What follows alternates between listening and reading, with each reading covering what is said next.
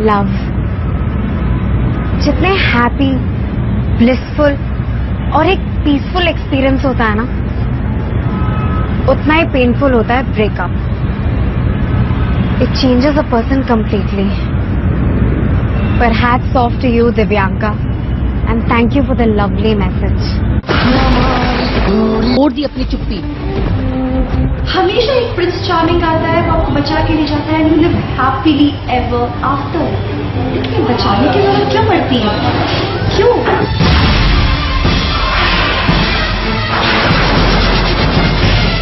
आखिरकार बोल उठी दिव्यांका। मतलब क्या हम में वो नहीं है? नानी अपनी फेरी लव स्टोरी के ब्रेकअप के बाद दिव्यांका ने जो चुप्पी साध रखी थी, आखिरकार उन्होंने अपनी वो खामोशी तोड़ ही दी। हम बचपन में ना कहानियां सुनते हैं, शायद हमें प्रॉब्लम नहीं है, हमें बड़े करने वालों में प्रॉब्लम है। हमें फेरी टेल स्टोरी सुनाते हैं। स्नो वाइट कुछ होता है, राजकुमार अपना ले जाता है, they live happily ever after. Cinderella, Rapunzel, whatsoever. हमेशा एक प्रिंस चार्मिंग आता है, वो आपको बचा के ले जाता है, and you live happily ever after. लेकिन बचाने की जरूरत क्यों पड़ती है? क्यों?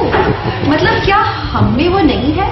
I remember that this Divyanka who came down to Mumbai was a very independent girl. I had done so many things till by then, like हर तरह की एडवेंचर एक्टिविटी में थी मैं, राइफल शूटर थी, एनसीसी के न जाने बड़े बड़े जितने कैंप्स होते हैं वो सब किए थे, कितने रियलिटी शोज किए, everything on my own. I became miss Nutan, miss Bhopal, miss Zee teen queen में, मिस ब्यूटीफुल स्केल, इतना कुछ किया। तब कोई नहीं चाहिए था प्रिंस चार्मिंग मुझे बचाने के लिए। Then why, after I met this one guy, I did feel like, oh, he's everything.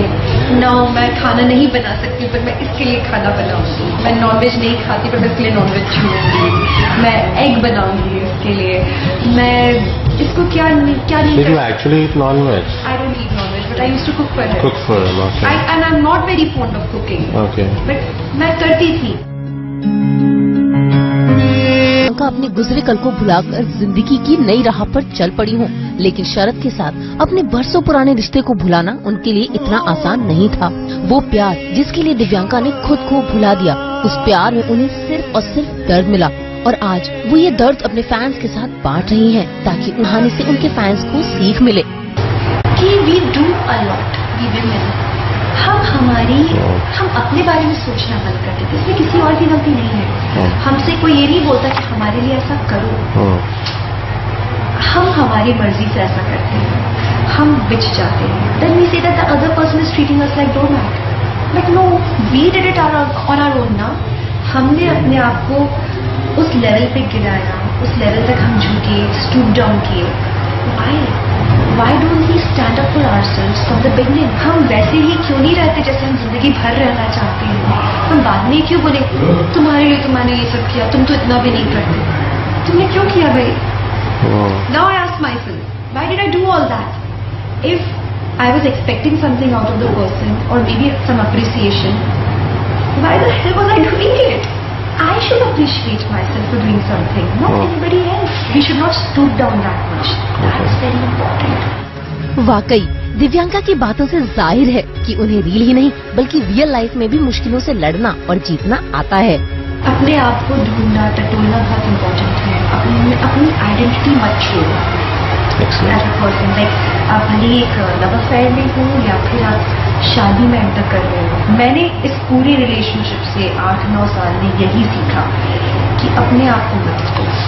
That's very important. अगर तुम्हारे अंदर, मैं दिव्यांका हूँ, मेरे अंदर अगर वही दिव्यांका जिंदा है जो आज से 10 साल पहले थी, तो मैं इसी दिव्यांका के साथ हंसी खुशी पूरी जिंदगी बिता सकती हूँ। लेकिन अगर मैंने इस दिव्यांका को भी खो दिया तो तब